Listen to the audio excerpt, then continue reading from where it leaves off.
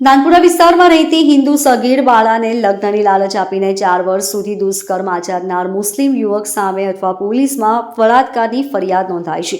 બનાવની પોલીસ પાસેથી પ્રાપ્ત થતી માહિતી મુજબ અડેકા ચકલા ઢીંગલી ફળિયામાં રહેતો મોહમ્મદ સમીર નૂર અહેમદ ભરૂચી વર્ષ 2017માં સર્જિકલ આઇટમનું ડિલિવરીનું કામ કરતો હતો. તે નાનપુરા વિસ્તારમાં આવેલી એક દુકાન પર ડિલિવરી માટે જતો હતો ત્યારે આ વિસ્તારમાં રહેતી સગીર બાળા સાથે તેણે પરિચય થયો હતો.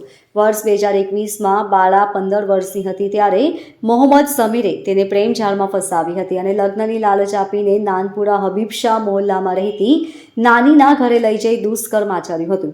ત્યારબાદ અલગ અલગ સ્થળે લઈ જઈ દુષ્કર્મ આચર્યું હતું. દરમિયાનમાં આશરે 4 વર્ષ સુધી તે આ રીતે સગીરાને ભોગવતો રહ્યો હતો. દરમિયાનમાં 2024માં મોહમ્મદ સમીર દુબઈ ગયો હતો, જ્યાં તે કાલાઉડ કિંગ કેફેમાં નોકરી કરતો હતો. સગીરા પુખ્ત થઈ જતા અને પરિવારજનોએ સમજાવતા યુવતીએ સમીર સાથેના સંપર્ક તોડી નાખ્યા હતા.